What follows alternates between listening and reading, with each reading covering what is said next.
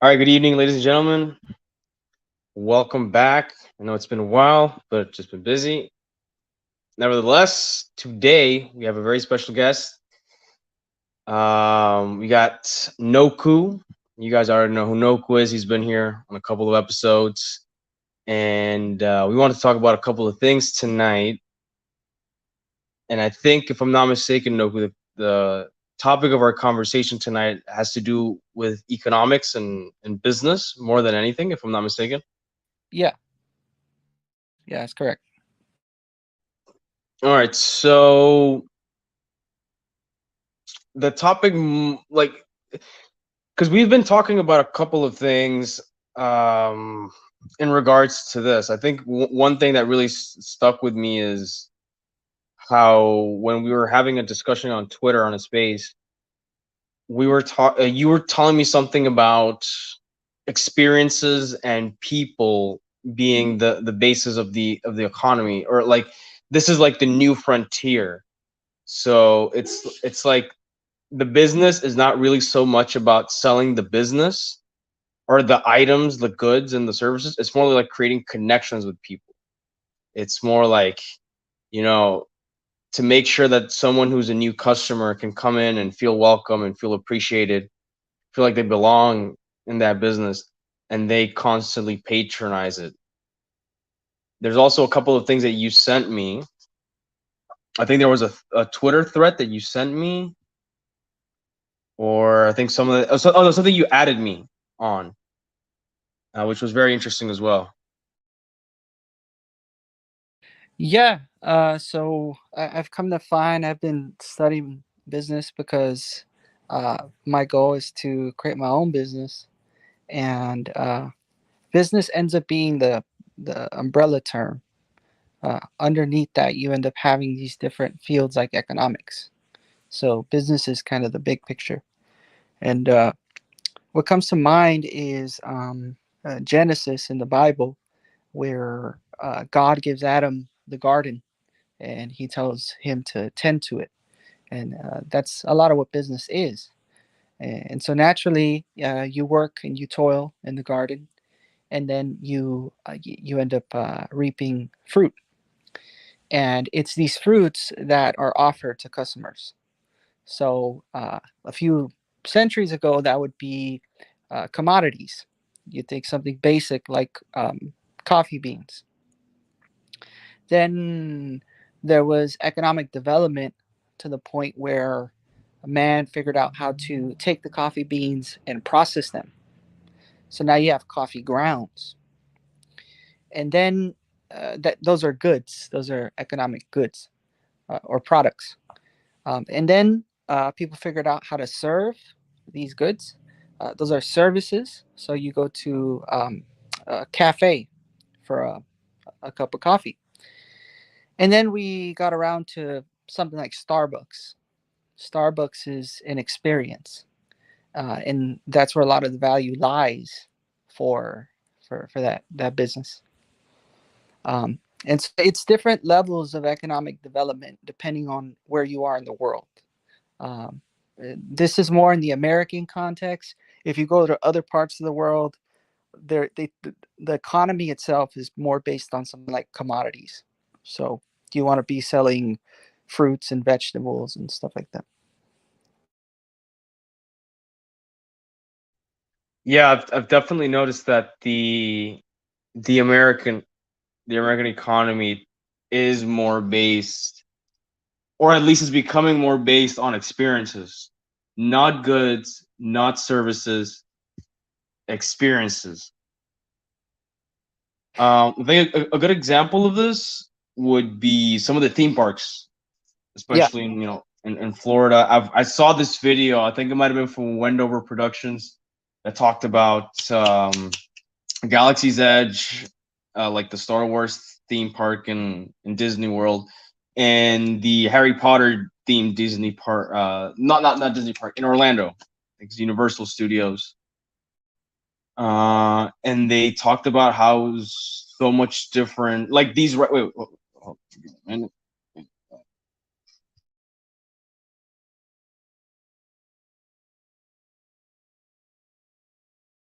There's two of you now. Hello? Yeah, yeah, yeah, exactly. There we go. Okay. Solve that. Okay. So I very much kind of resonate with what you're saying here because this is the next kind of evolution in, and I guess you could call it the market or serving your customers or what have you. And not a lot of people get it yet because I'm assuming that people think that service and experience is kind of the same thing. Yeah. They appear to be related, which in some ways they are. But as you said, going to Starbucks, you're buying the product. Like it is a perishable item. It is a coffee or a pastry that you buy. But it's not just the literal thing that you want. It's also they write down the name in your cup, and then if they misspell it, you can kind of post about it on Twitter or Instagram. It's the vibe of it. It's the Wi-Fi. There is a whole environment that only Starbucks can really nail, and that's kind of their trademark. If not literally, then like a sort of like an implicit trademark of Starbucks, the Starbucks experience. And that's what gets people to go there. It's like, yeah, I can buy like $1 coffee from 7-Eleven, you know, or Yeah. $2 coffee from 7-Eleven. But the experience is what sells it. Yeah, you're getting it. And what helped me to make sense of this is there's a business called Benihana, and it was created by a Japanese migrant. So Yes. is someone who brought over Japanese culture to the U.S. And when you go to these restaurants, they have the chefs making the food right in front of you.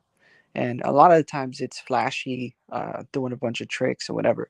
But that in of itself is an experience. And so the analogy here is that of a theater. Economic goods are stage props, and the service itself is the stage. And so then what people are looking at is a show. That's what the experience is. So naturally, what this leads to is employees are actors, and they're putting on a show, and it's that show that people find valuable and are paying for. You know. Yeah, fun fact. The founder of Benihana is Steve Aoki's dad, I think. His surname is also Aoki. But yeah, Benihana, the hibachi grill. People go there for anniversaries, birthdays. I'm assuming sweet 15s or bar mitzvahs or stuff like that, and it's not just going to any random Asian restaurant. There is, as you said, the chef kind of makes stuff on the grill there, and he's doing like a little show, as you said. And I find that I find that a very good development because that kind of humanizes business. Yes. It's not just Coca-Cola trying to sell you a bottle of Coke. It's it's a business trying to have a sort of relationship with you. Now, whether we think it might be a little fake or kind of put on, or we think it's genuine, that could be a different discussion. But it's definitely something very interesting that you're talking about, and that's certainly something I would like to see in more businesses. This idea that I'm not just someone that is gonna buy some. Like I'd like to have like a relationship with the company, like not necessarily something too tight or whatever, but I'd like to see I guess a part of that would be loyalty programs and stuff like that, or little things kind of Yeah, make the experience but fun. but you stress relationship, and that's really key to business because we use these different fruits or offerings to grow that relationship between the business and the customer, because that's what business at the end of the day is about. There was a guy in the early 20th century. He was a migrant to America from Austria. His name was Peter Drucker, and he said that the purpose of a business is to get and keep customers. Put another way, It's a matter of creating and growing relationships, and on a deeper level, creating and growing friendships. In that, on the positive side, there's only so much you there's only so far you can go if you take the Coca-Cola route, because there's there's two options. There's the generic one size fits all. A Coke bottle is a Coke bottle, and then there's that Coke bottle that has that personal touch. So it's like if a friend made you the Coke bottle for you uniquely. And so in that way, business, as it develops, it becomes more humane and decentralized, because you wouldn't want to be a very big business because it comes at the expense of these friendships. No longer are you, as a customer, being treated like a human. They're treated like just an individual. That would be the term. So it's like everybody's the same. Everybody wants the same product. Blah blah blah. That's no longer becoming the case. And another thing to point out how the internet has really switched the power in the market, because it used to be the case before you had internet that a business would come out with something and they would advertise it to you. They would tell you you're going to like it, and customers didn't really have a say. Either you like it or you don't. But now they have a microphone. They can go on the internet and they can voice their pleasure or displeasure. And in that way, customers have more power. So these friendships that these businesses are creating have to be genuine, because if there's any kind of fakeness, customers can just go online and tell everybody about it.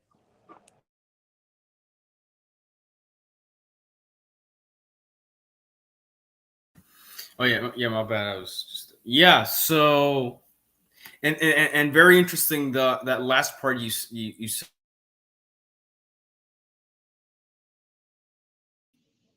Interesting thing that you said about it potentially being fake, because as you said, following this model, you wouldn't want your business to grow too much.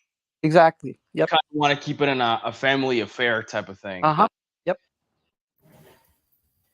Which means more employment, um, rather than one large business that comes in and eats up market share. It's not wise to do that, because the risk you run is customer comes in and they feel like they're just another person, and that makes them less loyal, which means less likely to come back, less likely to buy from you again, to tell other people about what you're doing. So it's not wise to be big. Right, right.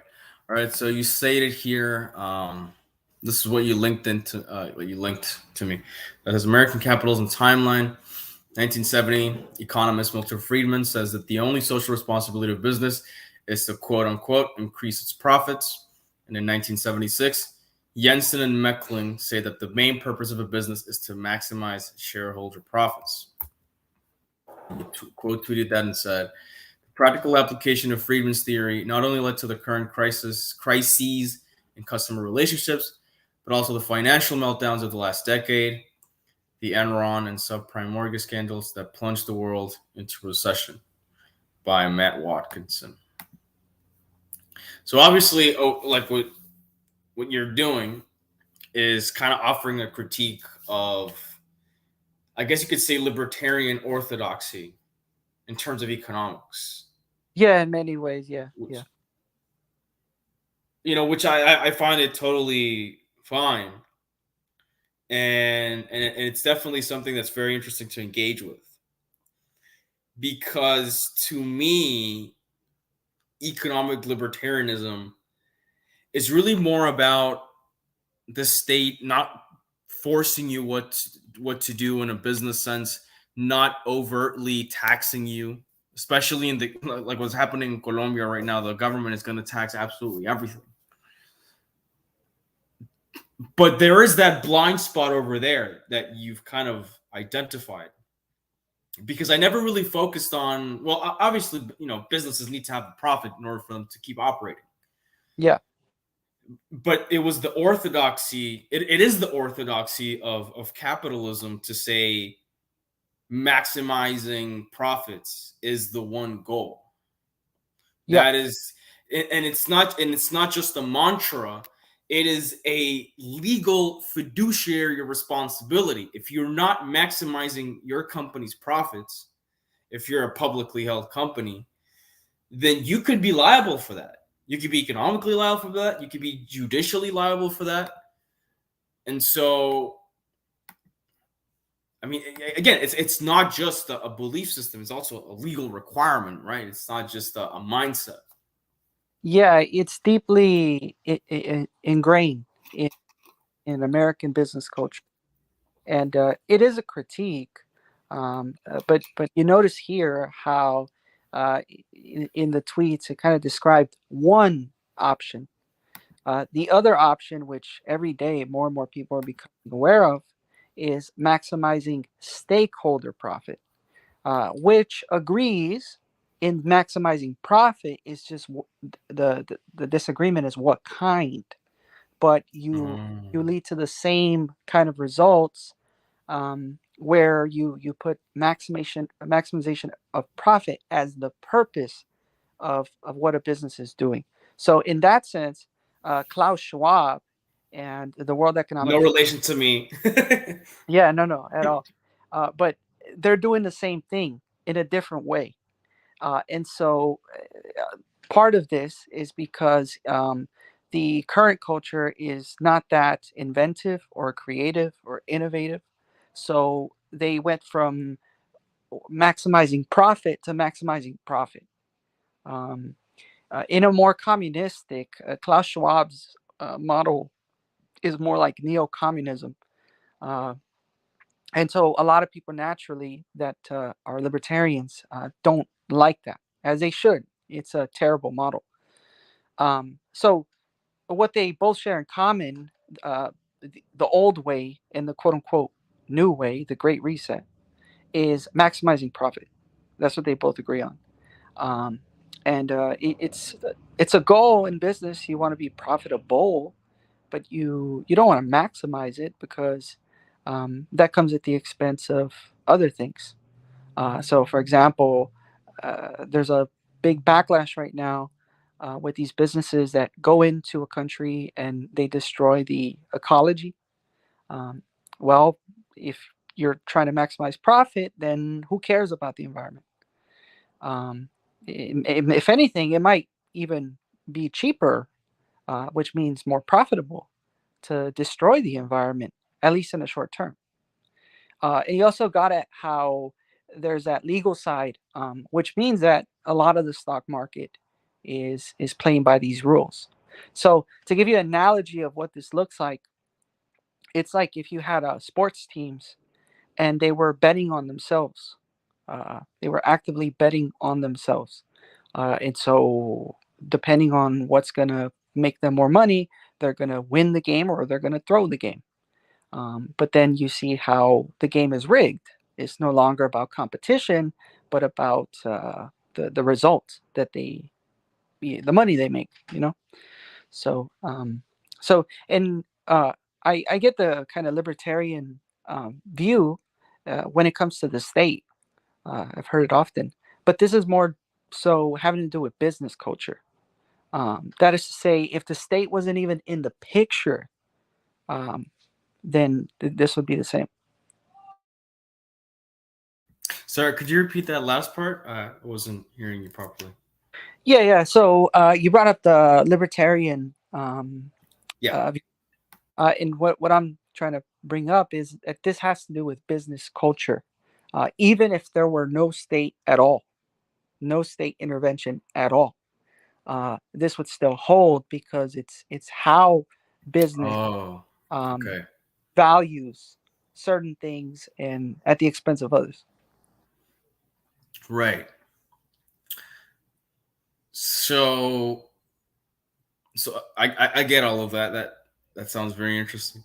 And so I think from our discussions that we've had before, in order to fix that sort of system and that mindset and that culture, you've proposed a sort of more Christian mindset when it comes to doing business. And I think, if I'm not mistaken, you've kind of, what was it, that one thing you said, that like a corporation is kind of like a Christian invention or something like that, that it has a hierarchy and there is a thing going on, and I don't Yeah, quite remember what you said, but it was something along those lines. yeah. Well, this gets into the history of what a lot of people call the West, the ancient West. Most people, when they say that, they mean ancient Rome and ancient Greece. That fell. The Roman Empire split into the Eastern Roman Empire and the Western. The Western became Catholic, and the Eastern became Orthodox. So one was centered in Rome, the other was centered in Constantinople. That's the Byzantine Empire. Um, and so, at least in the West, I'm speaking in the West, I don't know much about the East, but after Rome fell, there was a period that a lot of people call the Dark Ages. All this civilization was no longer around, and so what you saw was the Catholic Church wound up picking up the pieces. And so it took about 1,000 years for the church to develop the West. And in that, you had a lot of developments. So you had legal, you had religious, obviously, political, all these kinds of developments, economic developments.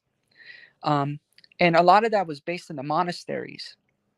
So if you can picture a corporation where the employees don't earn a salary, yet they are the hardest workers you can find. They don't complain. Matter of fact, they love showing up to work and they do their work very well. Naturally, the value of whatever you're doing, let's call this a corporation, is going to go up. And so the Catholic Church ended up growing in terms of the amount of properties that she had, um, and the amount of wealth that she had. Uh, so, but you see a kind of model for today's corporation in the Catholic Church. The Catholic Church is really the institution that the modern corporation is modeled after. Um, why? Because there's a lot of aspects. There's a legal side, there's an economic side, there's a political side, and in a way, a governmental side. There's a governance to a corporation, how it's even how it's managed, how it's you know. So you could look at, for example, the CEO as kind of a pope, and then the CEO has people beneath him that do particular tasks, who have people beneath them, and so then you wind up having a model for the corporation. Uh, Funnily enough, corporation comes from cuerpo in Spanish, which means body, and the Catholic Church is the body of Christ. So you have those similarities. Um, and so that you have years and years and years of development that lead to what we know as a corporation today. A lot of people think that they came out of nowhere, when it was centuries of progress that led us to this point. And what ends up being interesting, you brought up the whole Christian aspect. Um, well, as I started to kind of study business, this theme about you go to the purpose of business is to make money or to maximize profit. You see that in many places. But when you reject that, naturally the question is, well, what is the purpose of business? Um, and it's through, I have a list here of like kind of different things that people come up with. So, for example, creating valuable products, uh, satisfying customers, serving customers, delighting customers, um, creating evangelists. That's another option. Um, pleasing customers, and all that kind of stuff. You wind up having all these things, and those are goals, but they're not the purpose. And so then in the Catholic tradition, you find that one of the terms you see is the common good, promoting the common good. And that's more along the lines of what I'm thinking in terms of what's the purpose of a business, to promote the common good. And the common good is really has to do with the fulfillment or the thriving of a people, whatever causes them to thrive. Or said another way, to be perfect. Really, holiness ends up being the purpose of a business. So you see this with the monasteries. When there's these monasteries that have these monks that create wine, for example, and so they do it out of the love they have for God. And so for them, it's a kind of prayer, the work that they do. And then so that ends up being the purpose of business, in my view, um, along with government. Government shares this purpose as well. So then, if you were able to unite these different bodies, these different organizations and institutions with the same purpose, then you see that there isn't really the private sector versus the public sector. That rivalry is gone.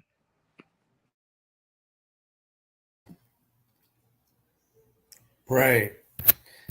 Is there any literature on this, on the sort of the evolution of, or rather the birth and evolution of the corporation, based on the organizational structures of the church?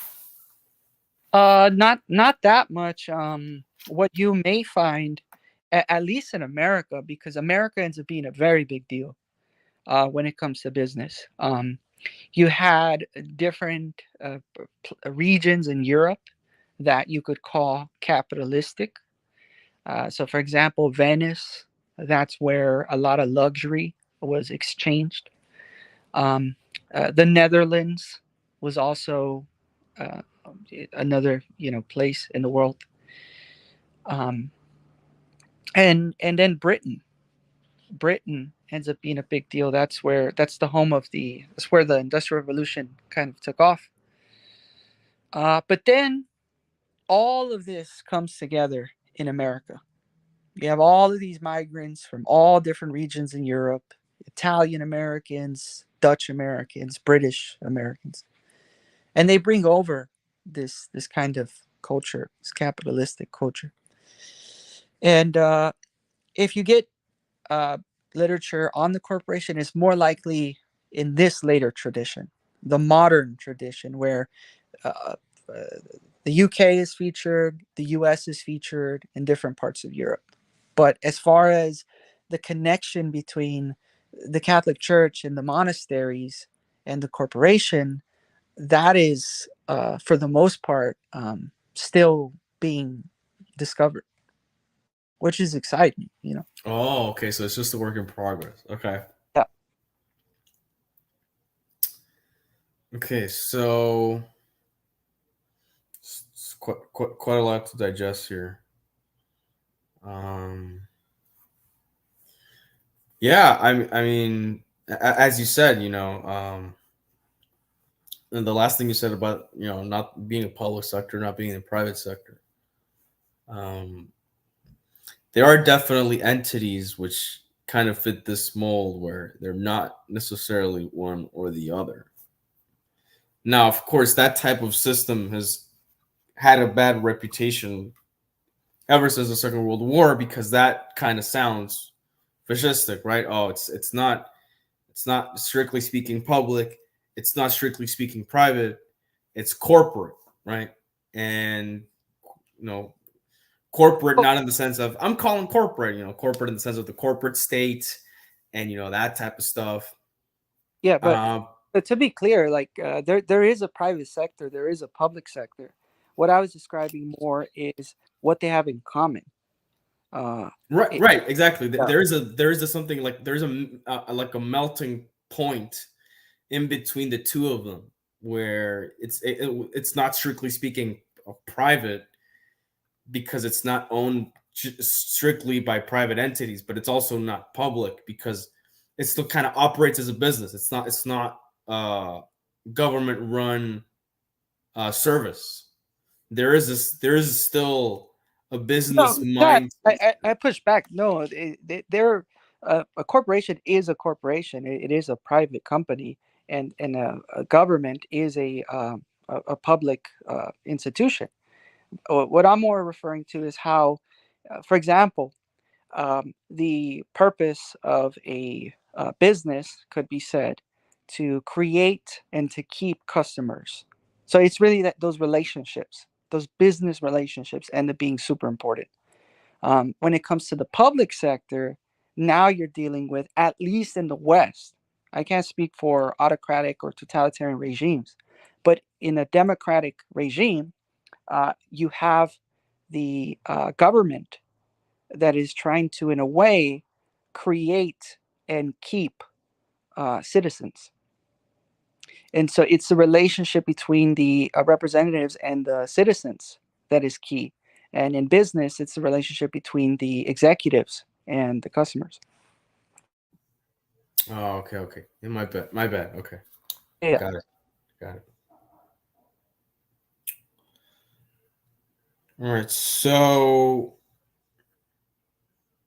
what are some of the examples? What are some current examples that you think would kind of highlight this kind of worldview that you're Well, talking to us about? I'd go back to the monasteries because it comes almost natural to these different monastic orders. There's videos that people can find where you have these monks that are, working in France and making wine, and there's Yeah, and the so beer. yeah, they're so professional, quote unquote, about it.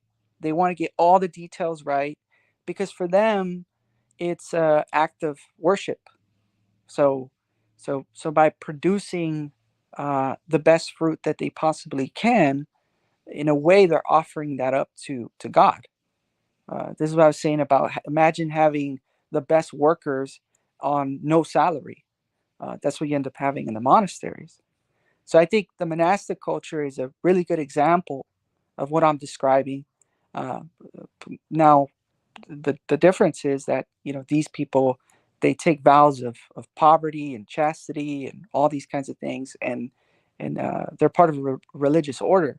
What I'm describing more is for the laity, for the people that are outside of the monasteries, in the culture that Catholics in particular can create in when it comes to corporations and in the business world. Right, exactly, and that's what I want to ask you. Are there any companies that you think might fit that mold? Because there's this Catalan company that I keep forgetting. I think it's Mondragon. Well, in Uh, this way, no, I can't think of any businesses that come to mind. Which one can be seen two different ways. Either it could be my view is wrong, and it's just an imagination thing, or there's a ridiculous amount of potential that nobody has tapped into. Uh, but I think that in a way, these non-Catholic corporations, they're tapping into that because it was in studying business that I got a lot of this from the people that were successful in Wall Street. Not all businesses uh, are in agreement with the current culture, and they have the different practices. So it was in looking at what they're up to, and then trying to connect the dots and say, well, if you follow their logic, then this is where you're going to end up. And I think that is the future economy. There's a current economy and experience and all that stuff, but there's a future economy where, in a way, holiness would be what tells you apart from your competition, in the sense that there's a bar of perfection when it comes to your products, your services, your experiences. People are going to get to the point where they want perfection, and in the fact that you're near flawless in whatever you do in business, that's going to be really what sets you apart from others. But that is in the future, you know, not anywhere near now. Yeah, definitely not anywhere near now. We're at this it's very interesting stage of the economy, at least in the US. It's like, are we in a recession? Are we not in a recession? What's going to happen with all this debt? We're already at $30 trillion. Um, Japan.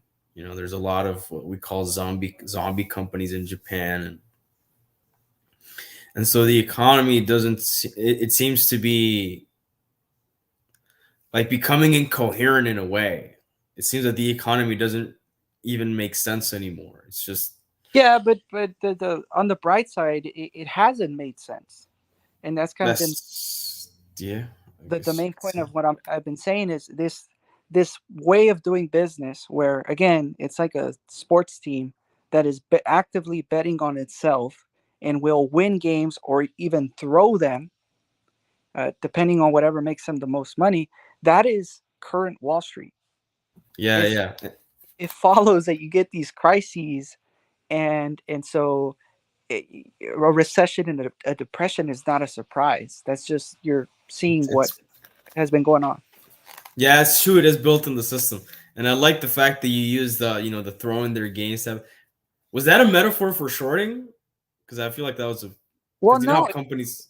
it's just like if you're on Wall Street, um, you're mainly focused on the stock price, and you're going to do things in order for that number to go up, which may include sabotaging your own long-term future, which is what a lot of businesses. Yes, the short term pursuit of profit, Yeah, exactly. So right?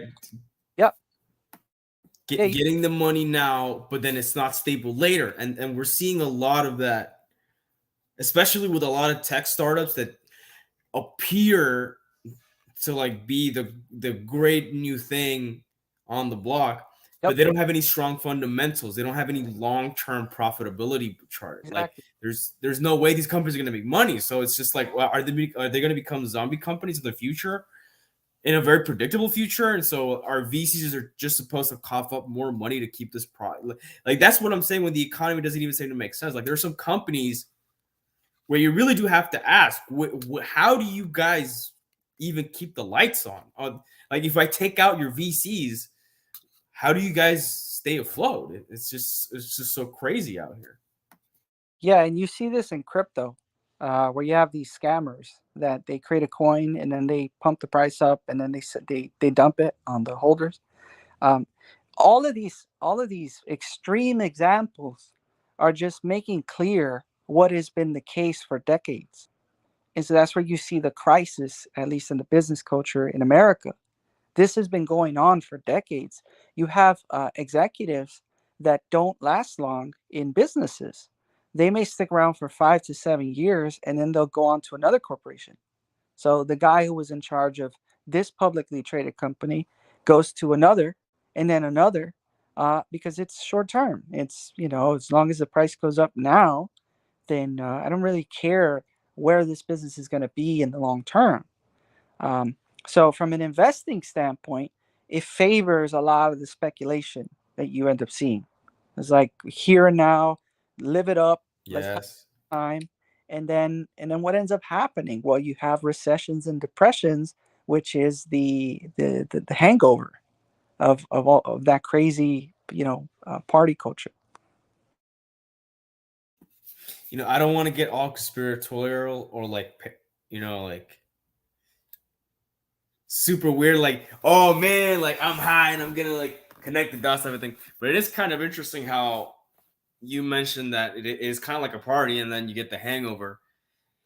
And obviously a lot of these, mostly men who enter the business sector, I mean, they are kind of fratty. They do come from either a finals club or a very elite fraternity, and it is kind of weird, kind of how I guess that party culture kind of coincidentally pans out to the economy. And I do think it's coincidental. I don't think there's like a secret sort of metaphysical threat that Well, no, runs. just put conspiracy theory aside, like you hinted at it earlier, where it's this orthodoxy, it's this dogma. No one dares Yes. question it. And that's really what I'm just kind of putting a spotlight on, because the one thing you have in business is people are going to be more likely to ask how you do something instead of why you're doing it or what to do. So that's where maximizing profit comes in, because if everyone can agree that that's why you're doing business, then you just need to focus on how you're going to do it. But that doesn't deal with, should we be doing this in the first place at all? Nobody asks themselves that. So it's like if someone is trying to build a castle, a sand castle, because, oh, this is going to be where people live.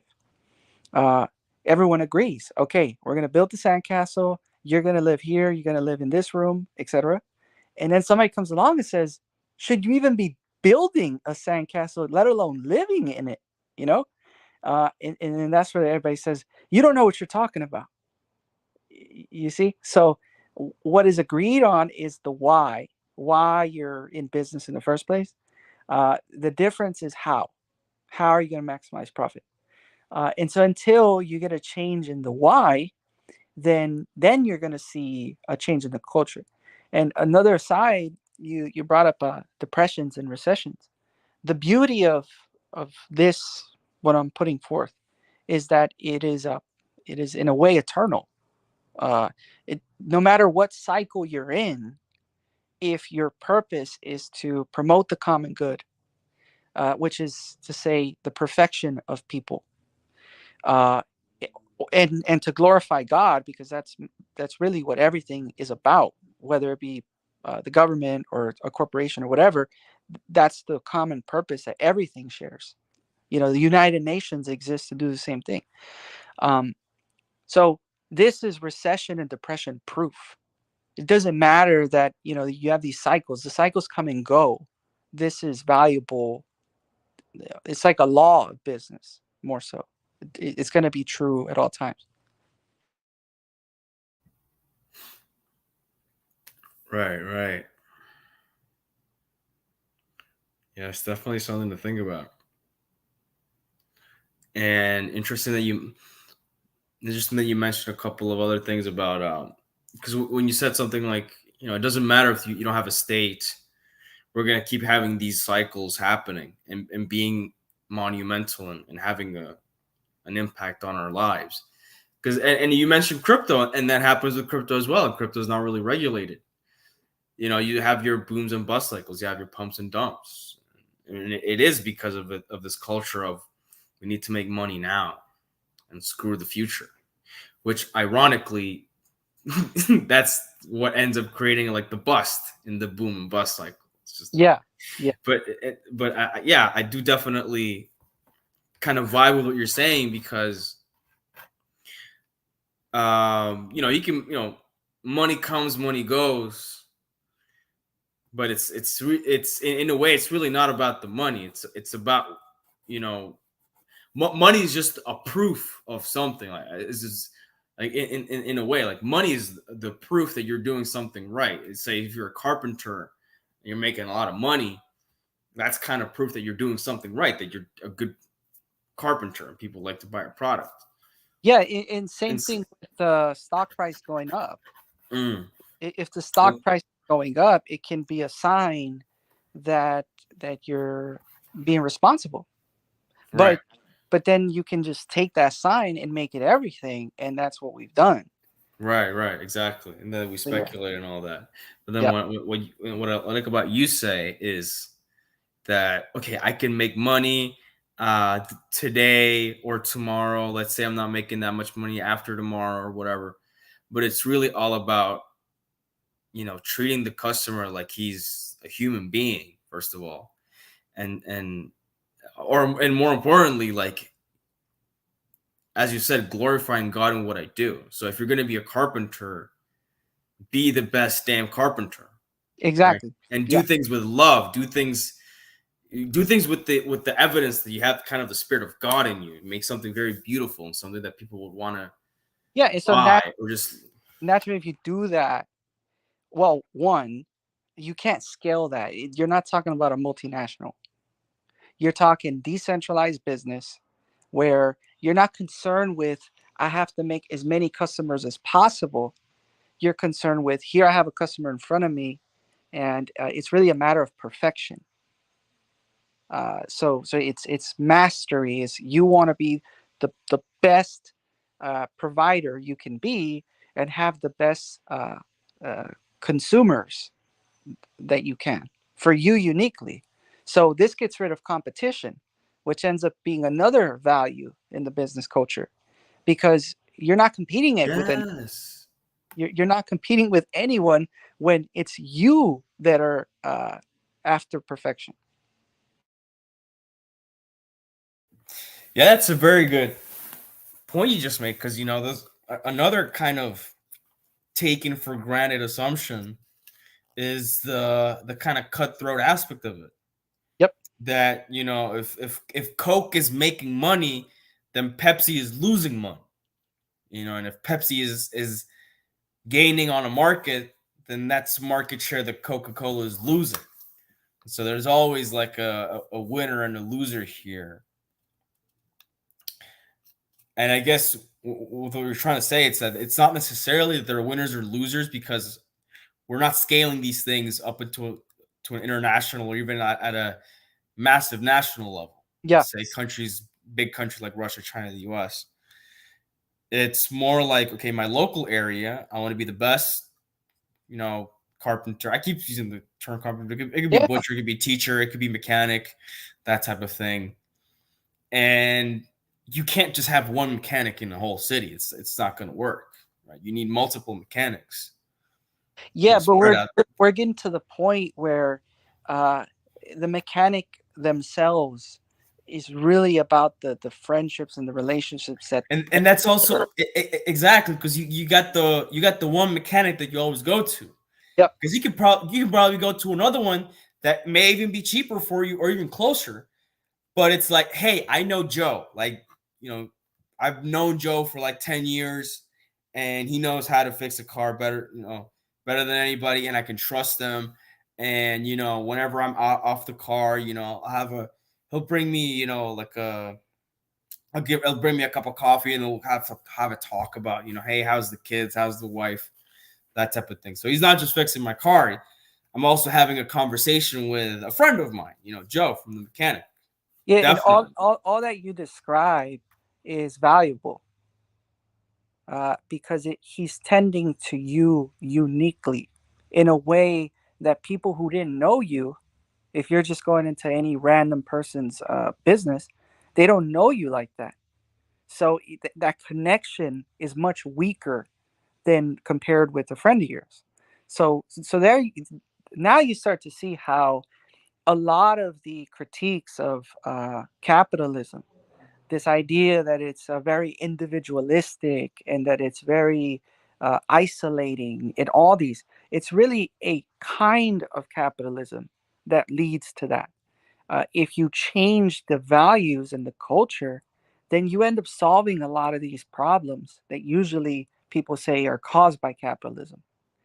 So, for example, we talked in a space about this girl boss culture, where you have these women that Oh, are don't remind me of that space, bro. that, But yeah, yeah, yeah. they enter the workplace in an attempt to obtain freedom, mainly financial freedom, and so they end up, based on what I described, it follows that women would excel in business a lot more because they naturally care about people in a compassionate, in an empathetic, in a friendly way. So the fact that more women are entering the workplace is a good thing. It's adding value to the business. But taken to an extreme, like has been the case with profit and all these things, then you start to have this culture that has harmful effects for the rest of society, because this worker is trying to scale. They're trying to get to the top. Uh, and that tends to be something that men excel at more, because you kind of need to be a psychopath in order to be cutthroat and make your way to the top in this current culture. Yes. So a And- lot of problems get solved if you change business, not so much government, but business. right. Right. The culture of business. Yeah. I mean, we've seen, more than enough examples in popular media. You see American Psycho, you see Wall Street, The Big Short, Wolf of Wall Street. It's obviously, this stereotypically very, as you said, it's a very American thing.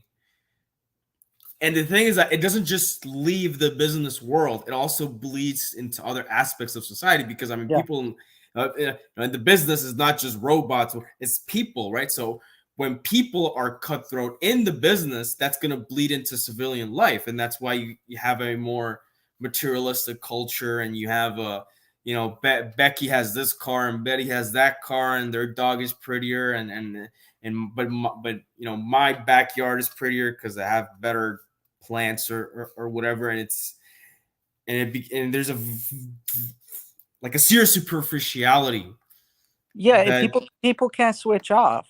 It's like the actor who's always in character. You want to always Oh, be in that's a good metaphor. character That's a good metaphor. because it plays into the performance in the film.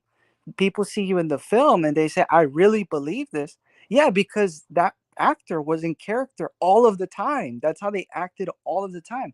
So you have some of these people in the business, in the workplace, that are successful, that don't know when to switch it off, and then their identity becomes their career. I am an executive. How dare you speak to me that way? You know? Yeah, it gets very freaky, doesn't it? That when it gets to that level, and like they start speaking corporate as if they were always in the office. Yeah.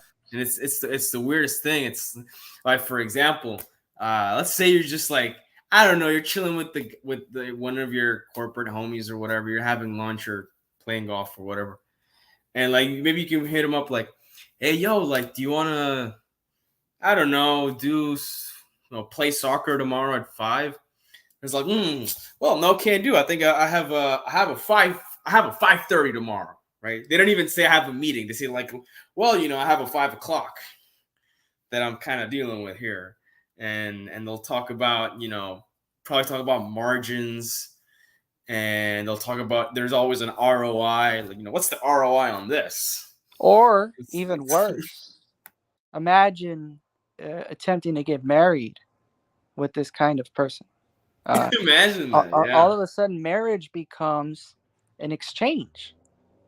It becomes a buy and sell on the market. Um, and then the way that you see people, potential spouses. Oh, this person, this is the value of this person. Well, you start to see people like a product. And so this has a lot of effects outside of the workplace. But the main thing to take away from it is that it's really a matter of the workplace culture, which people can change in spite of laws.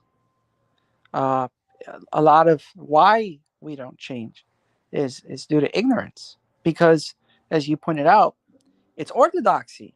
People don't question it at all. They think it's normal.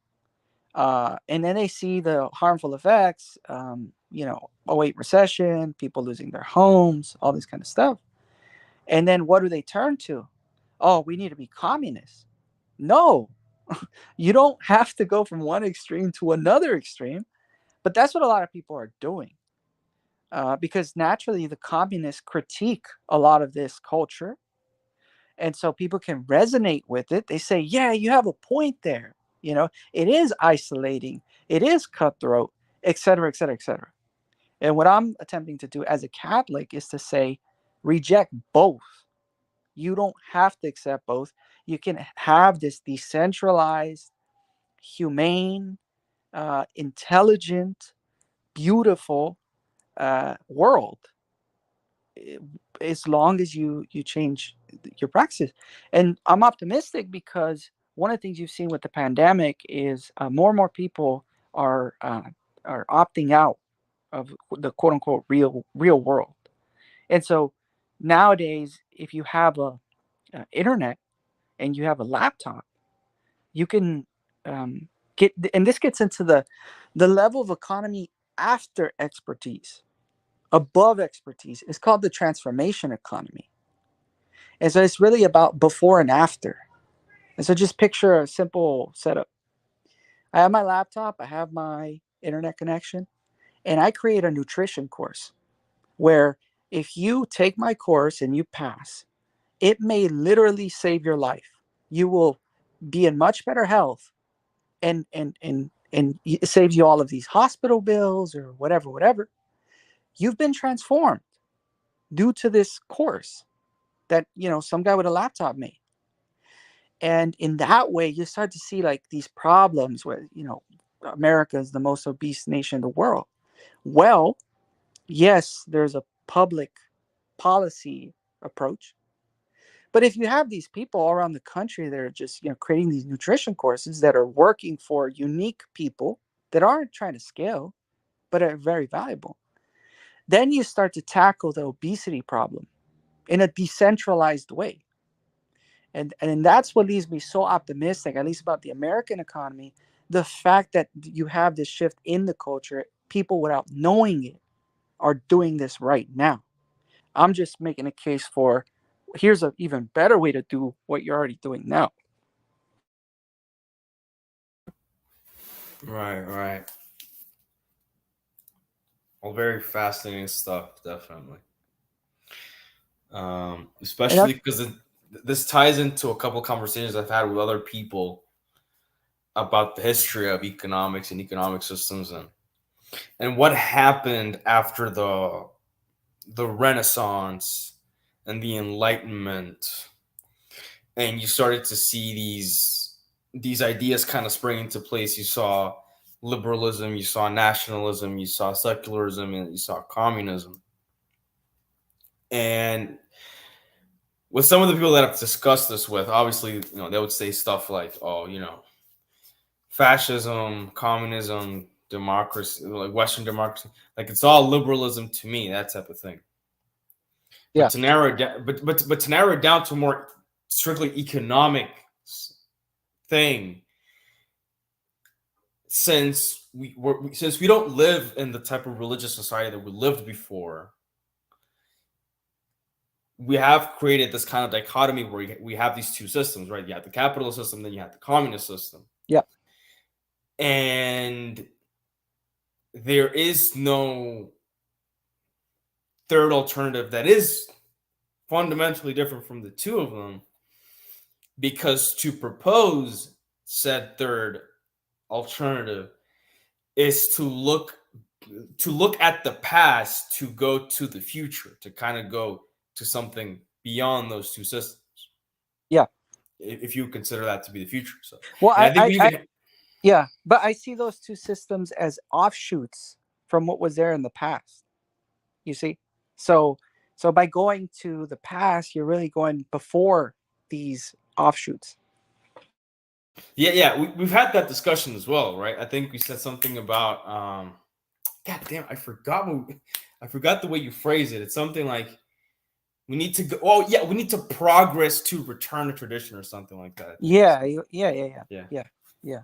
You, That's a you, whole different. yeah, you need to go forward in order to go backward. Most people think you have to literally go backward.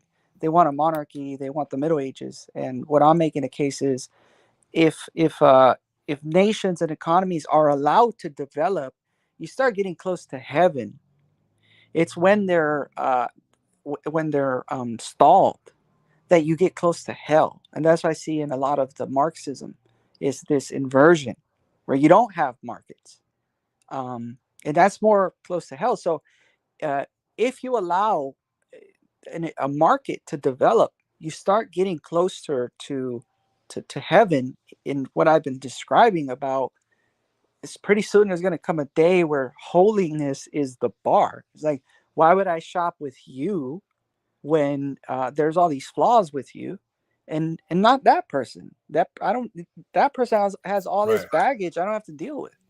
Um, Right. and Exactly. yeah, Yo, Noku. So that's a different discussion that we should have for another time, because that idea of going forwards to go back is something that I still kind of struggle with. Even though I understand it is a little scary to kind of think that you have to go a little forward to kind of go back, and it's something that we have discussed in other spaces before, but not formally in a setting like this. So that's definitely something that we should save for another episode. But we just hit the 1 hour mark, and I I do have to go to sleep for tomorrow. But it was a great conversation. This has been very enlightening. I'll definitely listen back to this because there was a couple of things that I was still kind of like, okay, so what is he trying to say here? That's what I love about these conversations, that you can always go back to them. And if you didn't understand what was being said, you can always go back, kind of redigest it a little bit, and then kind of find some interesting things. And definitely, I really appreciate you coming here. Thank you very much for sharing your knowledge with me. I hope that you'll be able to come in for another time for a discussion on what I told you about, what we just discussed. Because that's definitely another cool conversation. Definitely another cool topic that we need to have. yeah, and thank you for having me on. I also have to go myself, but I'll finish by saying this, at least on my part. When I was looking at all of this, it turns out that uh, the Jesuits are key in all of this. And the reason why is because the founder of the Jesuits, St. Ignatius of Loyola, one of the basic kind of purposes of his order, the Jesuit order, the Society of Jesus, is two things. It's to promote the common good, and it's for the greater glory of God. And I think that that's the answer. I'm really, what I've been describing is really just what the Jesuits have been doing for centuries, applied to all of society, all of the whole world, for that matter. And that leads to the Jesuits today have become a meme.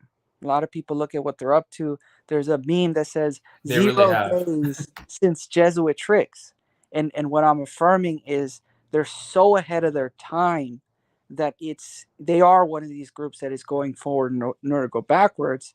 And so naturally, a lot of people are skeptical of them. They see them as heretics or whatever.